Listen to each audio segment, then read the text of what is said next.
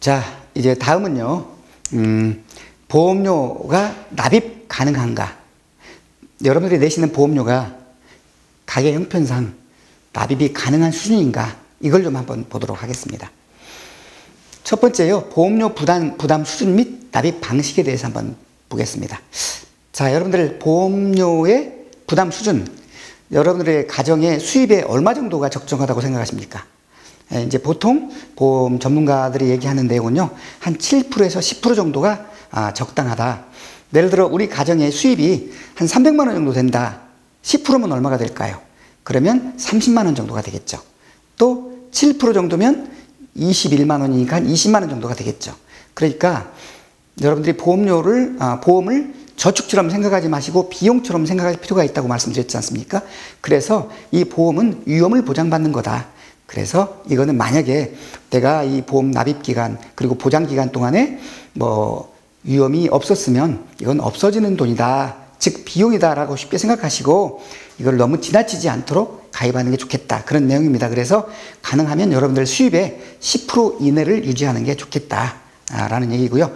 자, 보험료 납입 방식은 여러 가지가 있는데요. 보통 생명보험은 20년 납이 많고요. 그 다음에 저축성 보험은 10년 납이 있습니다. 이걸 한꺼번에 내는 일시납도 있고요. 전기납 아까 실손보험 말씀드렸죠. 보험 납부기간과 보험기간이 일치하는 전기납도 있습니다. 그리고 이런 걸 납부했을 때 보험은요, 만기 환급형도 있고요.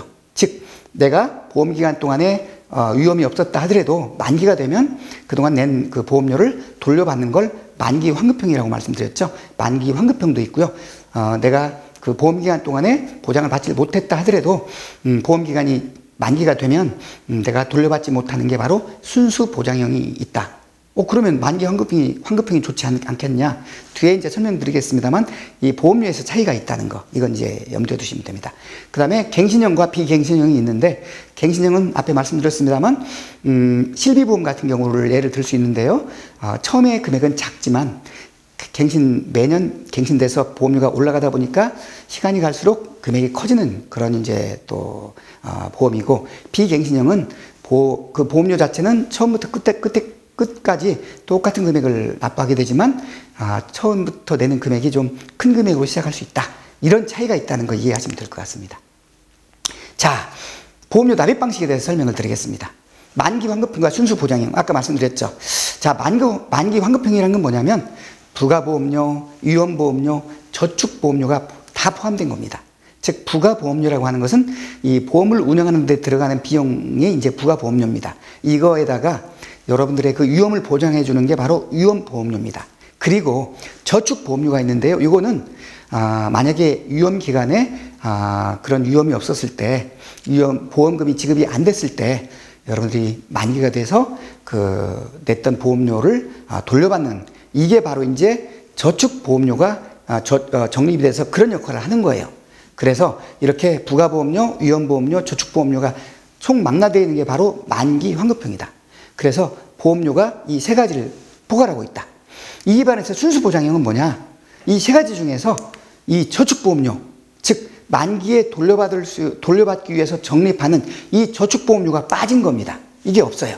왜? 만기에 돌려받지 않기 때문에. 그러면 실제 여러분들이 보장받는 것은 보험의 이제 그 보험료는 부가보험료와 위험보험료만 포함된 그 보험료를 납부하게 되겠죠. 그래서 만기 환급형보다 순수 보장형이 보험료가 훨씬 저렴하다.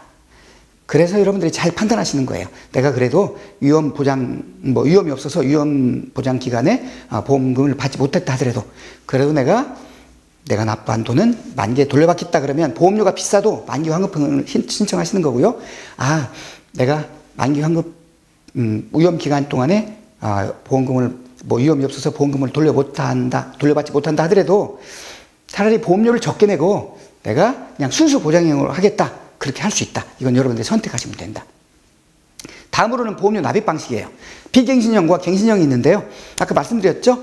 비갱신형의 장점은 동일한 보험료로 납기를 조정할 수 있다. 그리고 단점은 가입 시에 처음부터 끝까지 동일한 보험료를 납부를 해야 되기 때문에 보험료 자체가 좀 비싸다. 갱신형은 장점은 가입 시점에는요 굉장히 저렴합니다. 그런데 단점은 이제 계속 오르잖아요. 그래서 평생 전기 납입이기 때문에 보장받는 기간 동안에 평생 납부를 해야 되는데 계속 올라가는 이런 어려움이 있다. 그래서 비갱신형과 갱신형의 차이점을 잘 판단하시고 이 중에서 어떤 것이 나에게 맞는 것인지를 잘 판단해서 가입하시는 게 좋겠다. 다음은 이제 보험 가입 시 주의할 사항에 대해서 한번 살펴보도록 하겠습니다. 어찌 보면 여러분들이 이 부분은 좀 잘 이해하시고 잘 들어주셔야 되는 부분이에요. 왜냐하면 보험은요, 여러분들이 잘 알고 들으셔야 되는데 잘 모르고 그냥 주위 분들의 권유에 의해서 들게 되면 나중에 보험료를 열심히 냈는데도 보험금을 못 받는 사태가 와요. 그렇기 때문에 한번 잘 들어주셨으면 좋겠습니다. 자,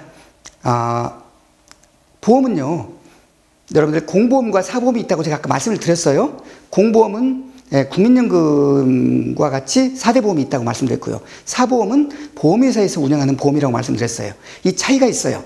공보험은 물가를 반영해서 나중에 실질 가치가 보장되기 때문에 괜찮은데 사보험은요, 물가를 반영하지 않습니다. 그래서 혹시 계약할 당시에는 내가 이 정도 금액이면 괜찮겠다 싶었는데 나중에 시간이 많이 흘러서 받을 때 이 보험금을 받을 때는 많이 줄어들 수 있기 때문에 이런 걸 꼭 고려하고 가입을 하셔야 되는 게 첫 번째 주의사항이고요. 두 번째, 보험은 누구부터 가입해야 되는가? 이걸 한번 보도록 하겠습니다. 자, 보험은 누구부터 가입해야 될까요? 어떤 분들은요, 보통 자녀를 너무 사랑하다 보니까 자녀부터 가입한다라고 생각을 합니다. 그건 아니죠. 예, 모두 다 가족 다 보험에 가입하면 좋겠어요. 그런데 그렇게 되면 보험료, 즉 비용 문제가 여러분들이 고려 안 할 수가 없습니다. 그래서 실제 우리 가정에서 경제적 충격이 가장 큰 가족 구성원은 누군가, 이걸 보고 보험을 가입 순서를 정해야 됩니다. 볼까요? 경제적 가장이 가장 먼저 보험에 가입해야 됩니다. 왜냐하면 경제적 가장에게 어떤 위험이 닥쳤을 때 이렇게 되면 더 이상 우리 소득 창출이 안 되잖아요. 이랬을 때 우리가 이제 그 보험금을 통해서 일정 부분 이제 생활해야 되기 때문에 경제적 가정이 우선이 돼야 됩니다. 그리고 두 번째는 배우자입니다. 배우자도 성인이기 때문에 성인이 우선시 돼야 된다.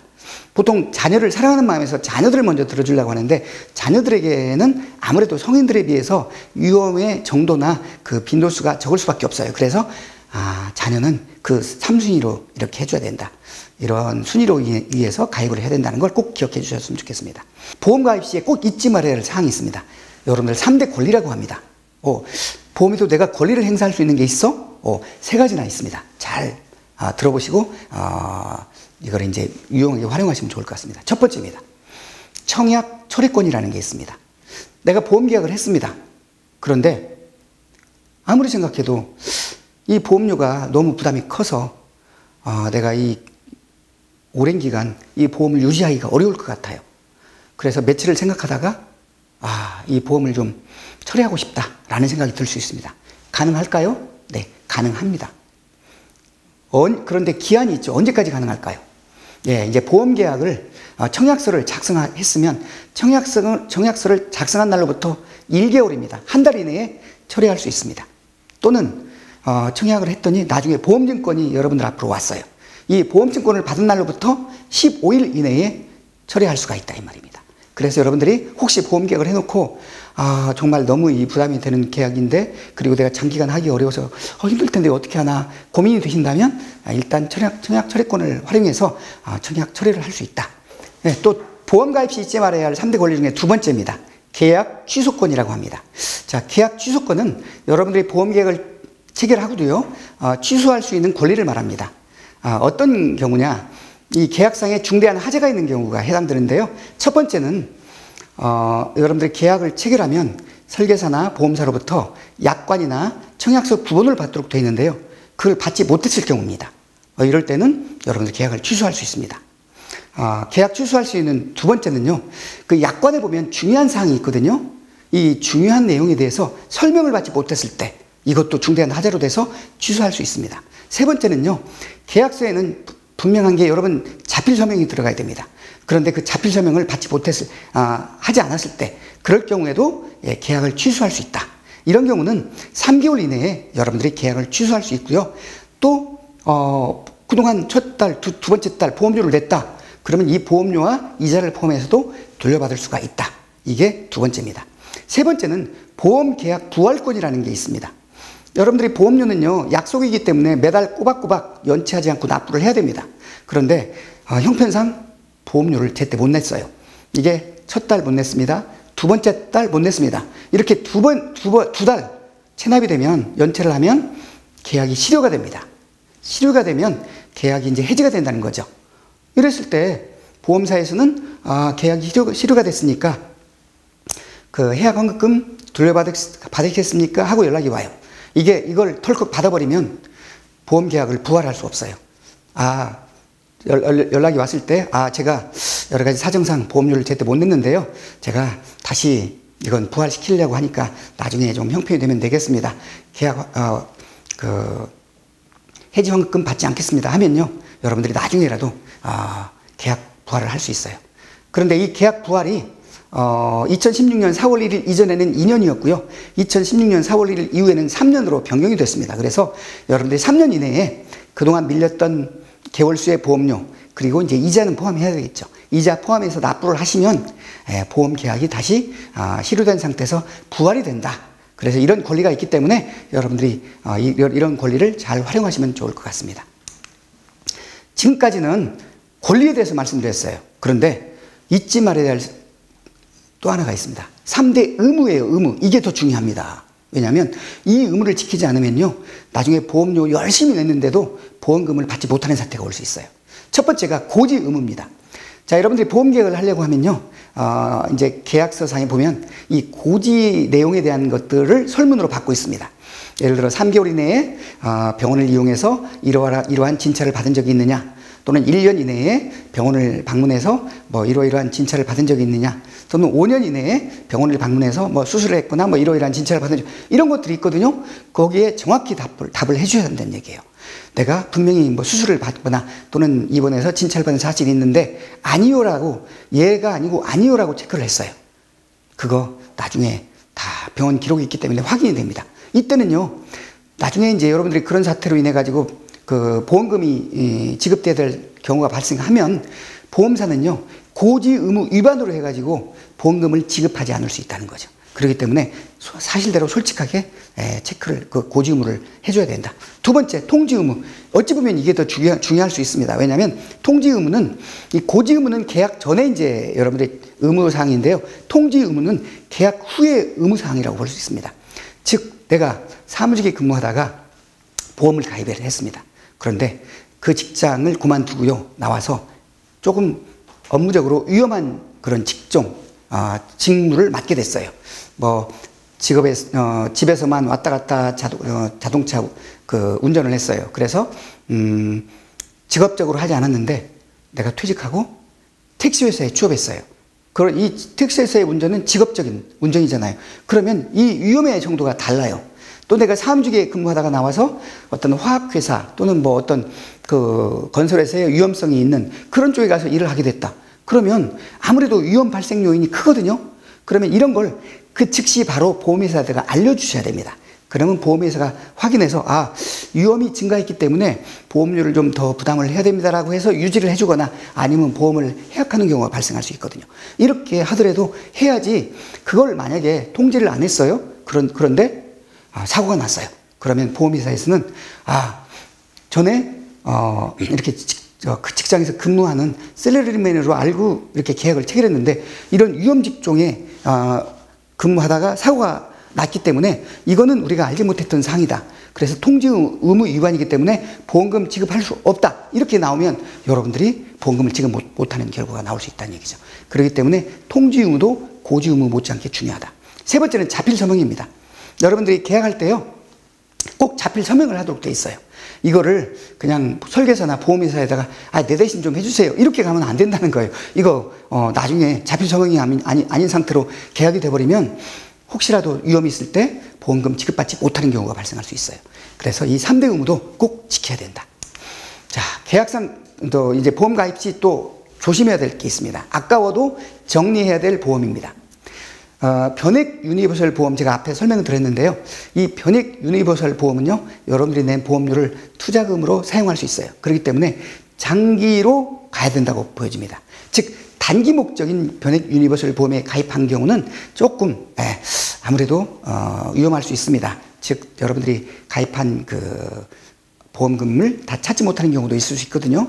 투자를 하는 부분이기 때문에 그런 부분이 이제 포함되기 때문에 그래서 단기 목적의 변액 유니버설이나 변액 연금보험은 좀 물론 여유가 있다면 뭐 유지하는 게 좋겠지만 그래도 내가 이걸 이제 먼저 보험이 너무 많아서 정리를 해야 되겠다라고 생각했을 때는 이런 것들을 먼저 정리하는 거다. 두 번째는 과도한 사망 위주의 종신보험이나 CI보험 이거를 정리해야 된다. 우리가 보통 이제 사망보험금을 받기 위해서 생명보험을 가입을 하는데 종신보험을 가입을 했어요. A보험 생명사에다가 1억 보장받는 거, B보험사에다가 또 2억, C보험사에다가 3억 이렇게 많이 보장받는 걸로 했어요.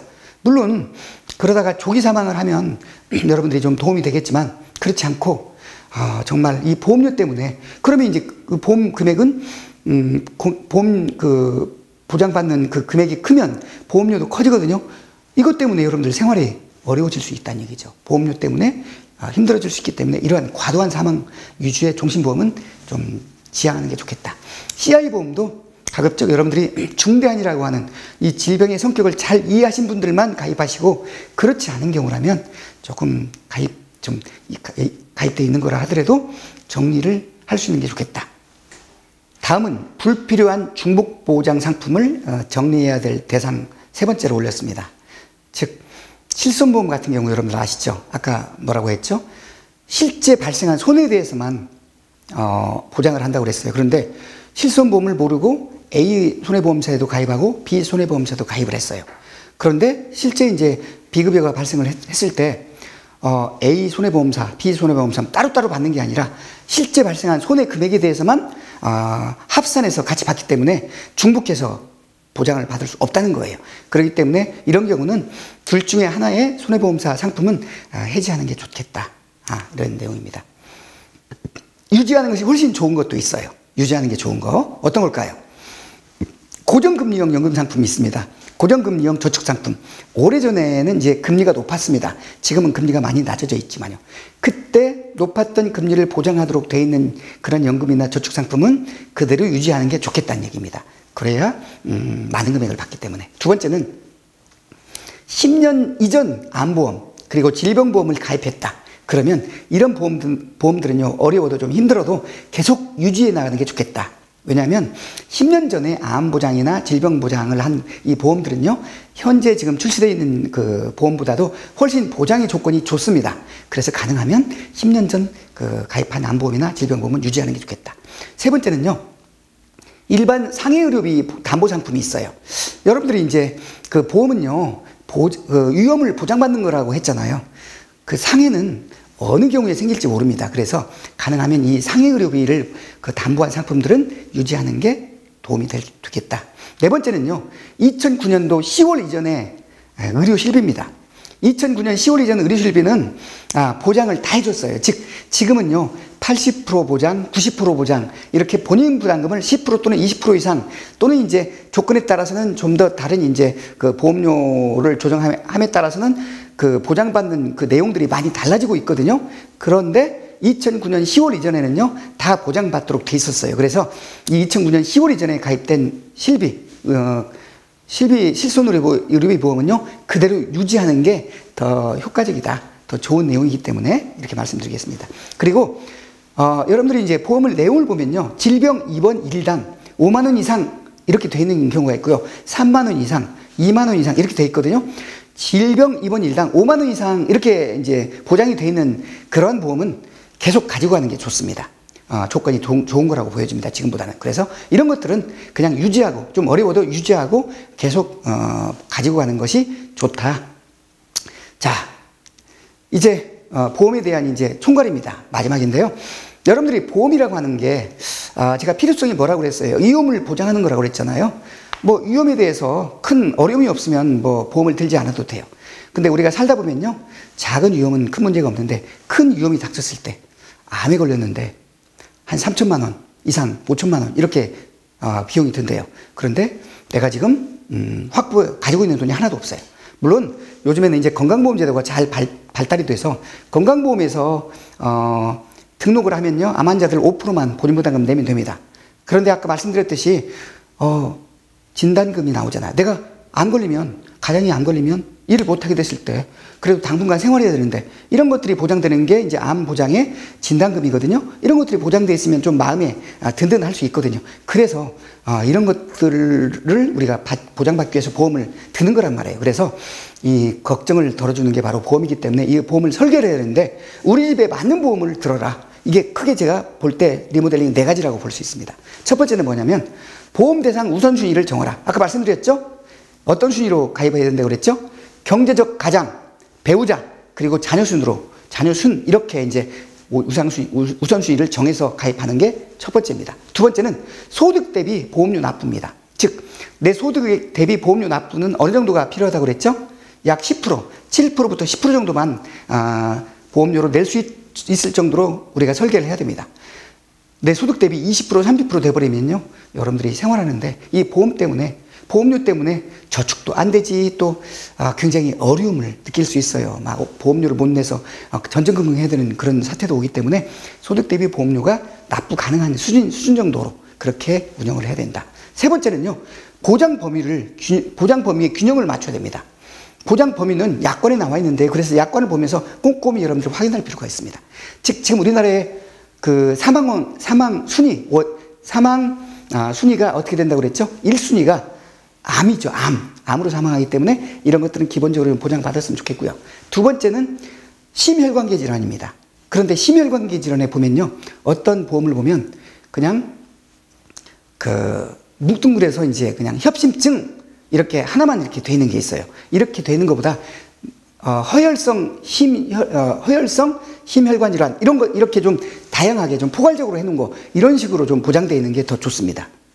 뇌혈관계 질환도 마찬가지인데요.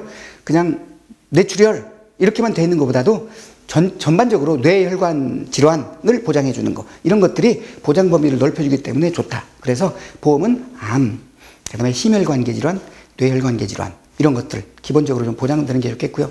또 하나가 있다면 아까 상해 보장받는 거요. 사고가 났을 때 보장받을 수 있는 그런 거 정도는 여러분들의 보장 범위 내에 포함시켜서 좀 균형을 이루어지는 것이 우리 집에 맞는 보험을 가입하는 좋은 방법이다. 그 다음에 마지막으로는요, 보장 기간을 길게 가는 게 좋습니다. 왜 그래요? 지금 100세 시대라고 하고 있잖아요. 그렇기 때문에 보통 실손보험은 이제 종신이기 때문에 보장 기간은 이제 뭐 종신토록 보장받지만, 다른 보험들 같은 경우는 보통 70세 보험 기간이 70세 또는 80세로 이제 돼 있는 경우가 있거든요. 이런 것들은 한번 확인해 보시고 가능하면 그 이상 90세 또는 종신토록 하는 것들이 여러분들이 오래오래 살아도 이 가정의 위험에 대비하는 좋은 보험 설계를 하는 방법이다라고 말씀드릴 수 있습니다. 자, 오늘 강의는 이것으로 마치겠습니다. 수고하셨습니다.